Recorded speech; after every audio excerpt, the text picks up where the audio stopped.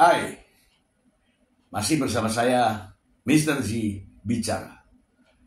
Tentu saja bicara tentang kebenaran, berdasarkan fakta, data, dan realita.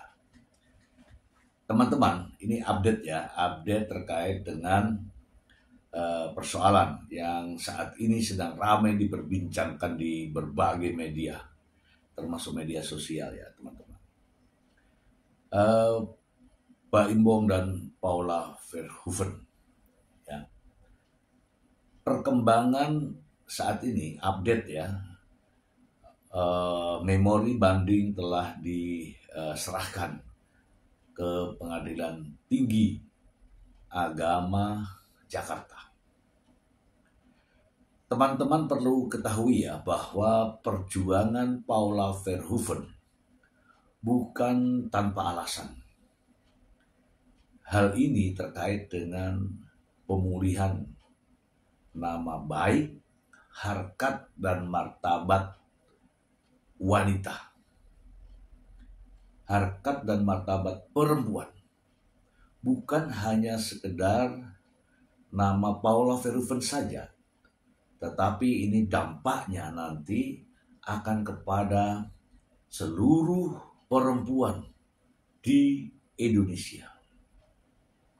Makanya saya antusias untuk mengulas terkait dengan persoalan ini. Saya laki-laki, pria, tidak ada kepentingan, tetapi melihat dari permasalahan ini terkait dengan nama baik, harkat, dan martabat perempuan, saya peduli dengan hal tersebut. Bagaimana dengan Anda yang seorang perempuan?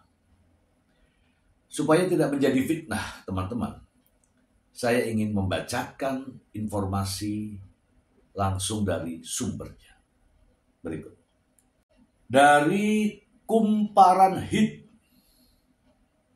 Paula Verhoeven sudah serahkan memori banding. Ingin nama baiknya dipulihkan.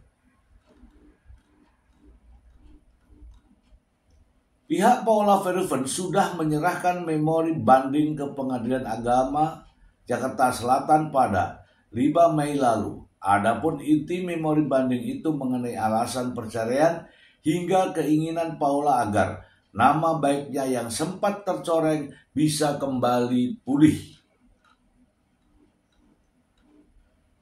Pihak Paula Verhoeven sudah menyerahkan memori banding ke Pengadilan Agama Jakarta Selatan pada 5 Mei lalu dan menginginkan agar namanya dipulihkan. Ibu Paula memiliki kepentingan agar nama baik, harkat, dan martabatnya sebagai perempuan itu dipulihkan, kata kuasa hukum Paula Verhoeven, Siti Aminah Tardi. Pihak Paula Verhoeven susun kontra memori banding. Pihak Paula akan menyusun kontra memori banding, mereka segera menyerahkan berkas tersebut ke pengadilan. Pada minggu ini tentunya kami akan menyusun kontra memori banding untuk kembali disubmit ke sistem e-court yang disediakan. Setelah seluruh proses rampung, Siti mengatakan pihak Pengadilan Tinggi Agama membutuhkan waktu sekitar 3 bulan untuk memberikan keputusan terkait banding yang diajukan oleh Paula Verhoeven. Sejauh yang saya tahu, kalau untuk banding kurang lebih 3 bulan, ucap Siti. Baim Bong dan Paula Verhoeven resmi diputus cerai oleh Pengadilan Agama Jakarta Selatan tanggal 16 April 2025.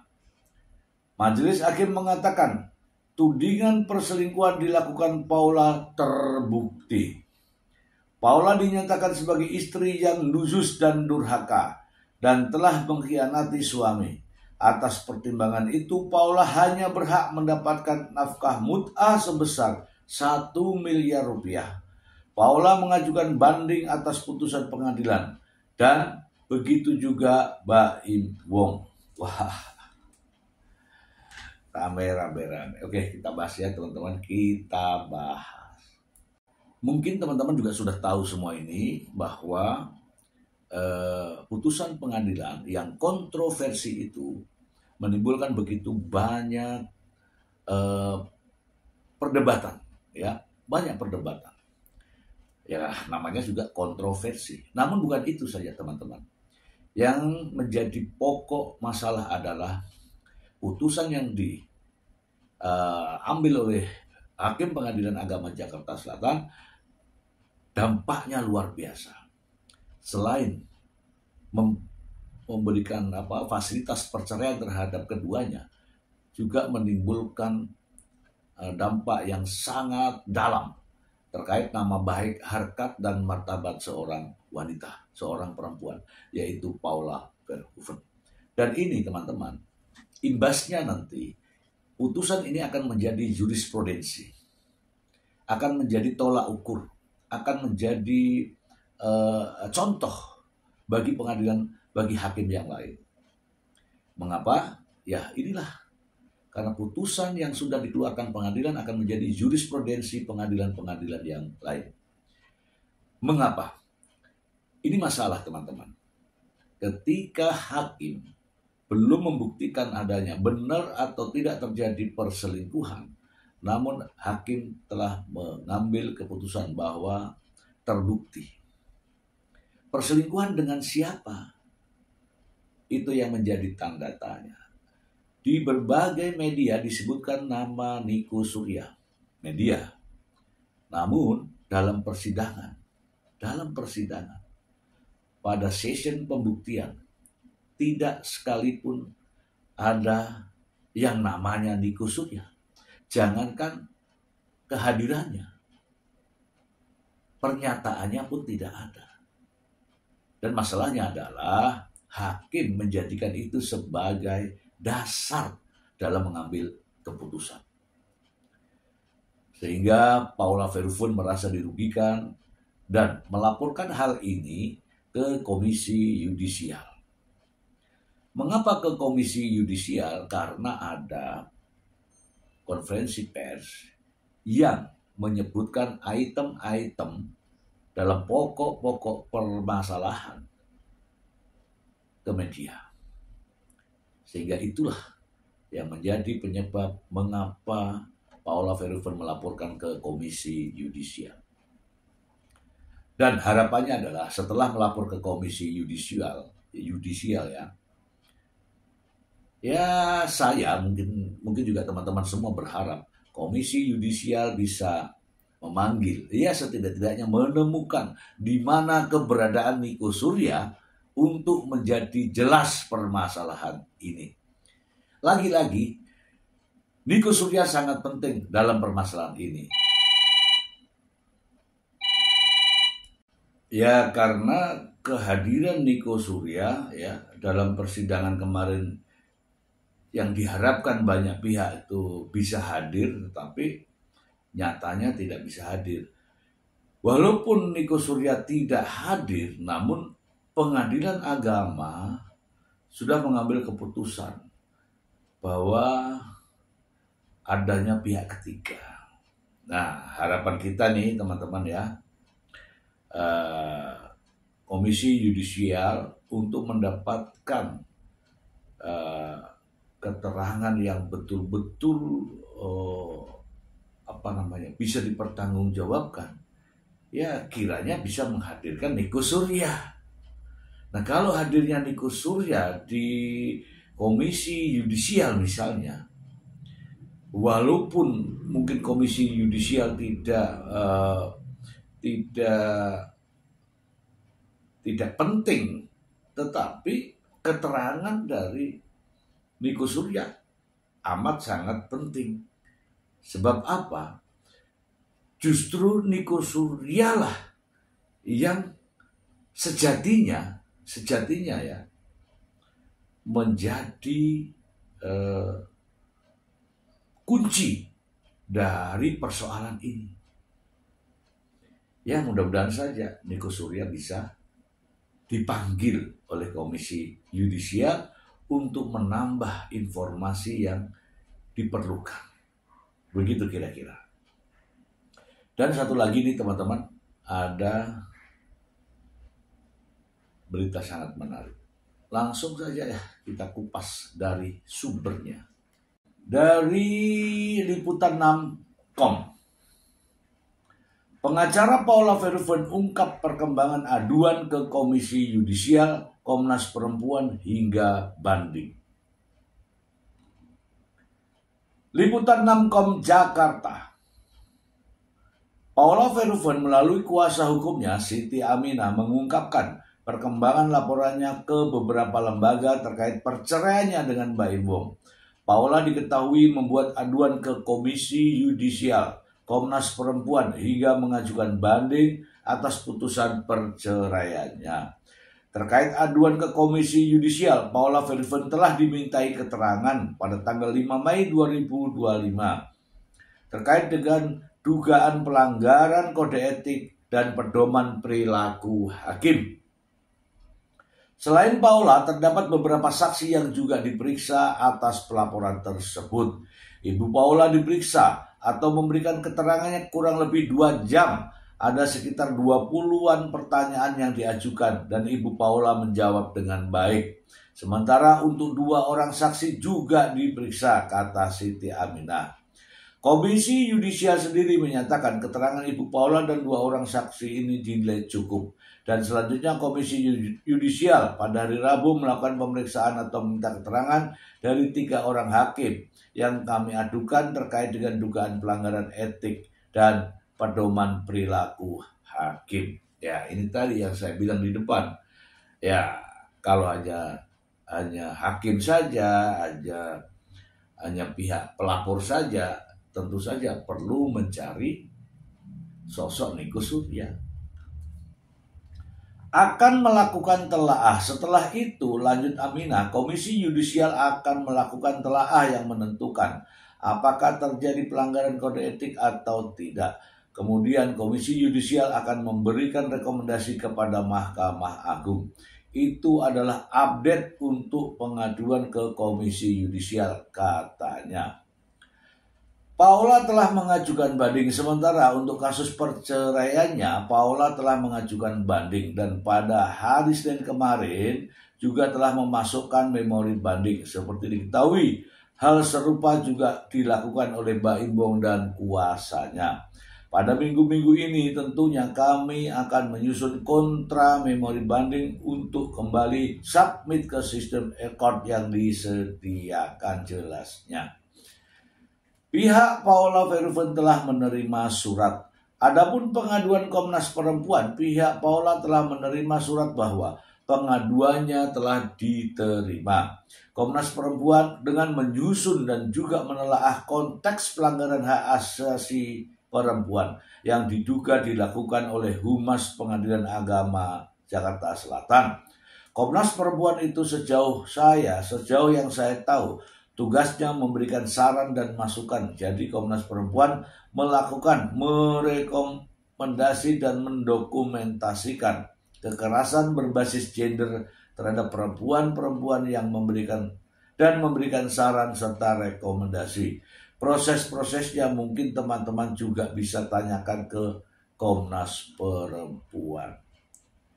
Oke teman-teman, kita juga bahas ini ya. Teman-teman, perjuangan Paula Verhoeven tujuannya seperti yang saya sudah uraikan di depan, bahwa untuk memulihkan nama baik, harkat dan martabatnya sebagai perempuan. Dan yang terpenting adalah harkat dan martabatnya sebagai ibu dari kedua putranya. Ingat, saat ini putranya, kedua-duanya ini masih belum memahami, ya. Jejak digital ini nantinya akan dibaca oleh anak-anaknya. Dan itu akan mengagetkan nanti ketika mengetahui ternyata bahasa-bahasa seperti istri yang durhaka tidak segera di-counter, maka akan menimbulkan presiden buruk bagi anak-anak. Mengapa? Ya itu tadi. Karena mengetahui bahwa ternyata ibunya adalah Nah ini juga teman-teman ya, dengan perjuangan Paula Verhoeven ini tentu saja bukan hanya nama baik Paula Verhoeven, tetapi juga nama baik para wanita, para perempuan di Indonesia, agar tidak lagi harkat dan martabatnya direndahkan. Harkat dan martabatnya tidak bisa diangkat, sehingga ya tentu saja wanita dan perempuan di Indonesia akan menjadi semacam sesuatu yang seolah-olah mudah untuk direndahkan. Teman-teman, kita memberikan dukungan ini agar tidak ada lagi yang merendahkan perempuan. Tidak ada lagi yang menjatuhkan harkat dan martabat seorang wanita. Tidak ada lagi yang merendahkan harkat dan martabat seorang ibu. Karena sejatinya undang-undang telah memerintahkan untuk menjunjung tinggi harkat dan martabat wanita. Seperti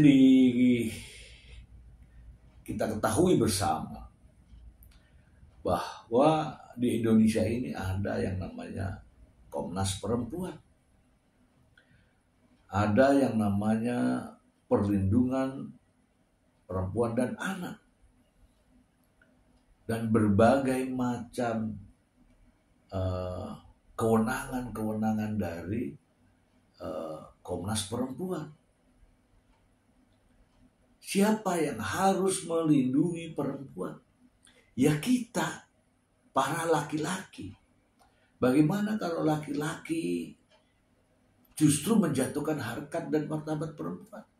Inilah masalahnya, agar para perempuan di Indonesia tidak lagi merasa direndahkan, tidak lagi merasa bahwa harkat dan martabatnya diinjak-injak. Teman-teman, saya secara pribadi memberikan dukungan apa yang dilakukan oleh Paula Verhoeven dalam melakukan perjuangan, perlawanan terhadap mereka-mereka yang merendahkan harkat dan martabat wanita. Apapun itu, saya memberikan dukungan. Dan teman-teman juga seharusnya demikian.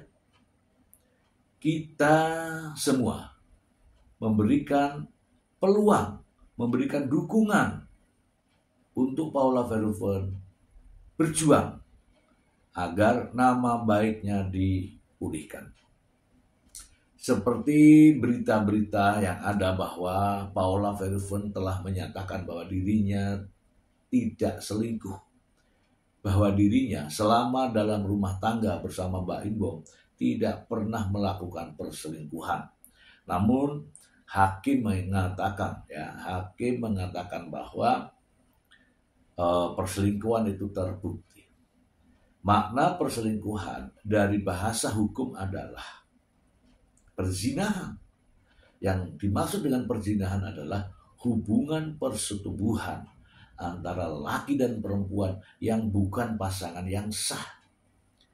Kalau ada pengertian tafsir-tafsir yang lain, tentu saja ini debatable, masih bisa diperdebatkan. Karena jelas yang namanya perselingkuhan identik atau sama dengan perzinahan, yaitu hubungan persetubuhan antara pria dan wanita yang bukan pasangan yang sah. Kalau ada yang menjelaskan bahwa kan bisa saja yang namanya perselingkuhan itu bisa chat. Zaman dulu gak ada namanya chat.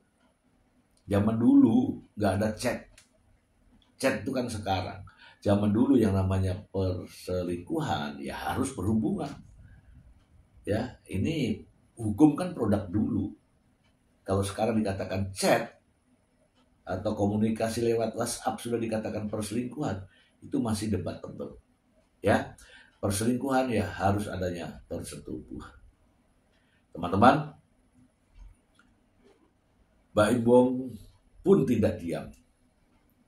Sosok suami ini, sosok pria ini terus akan melakukan perlawanan terhadap istrinya, mantan istrinya. Mengapa?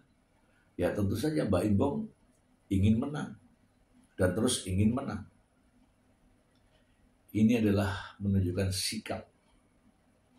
Salah satunya tidak mau mengalah, apalagi dengan mantan istrinya. Saya rasa ada sesuatu yang diinginkan oleh Mbak Imbong. Dalam persoalan besar ini, ada satu titik yang mungkin saja kita tidak tahu. Apa yang diinginkan oleh Mbak Imbong? Apa kira-kira? Silakan Anda tebak. Oke, saya kira itu saja. Apa yang diinginkan oleh Mbak Imbong dengan hiruk pikuk persoalan ini? Semoga bermanfaat.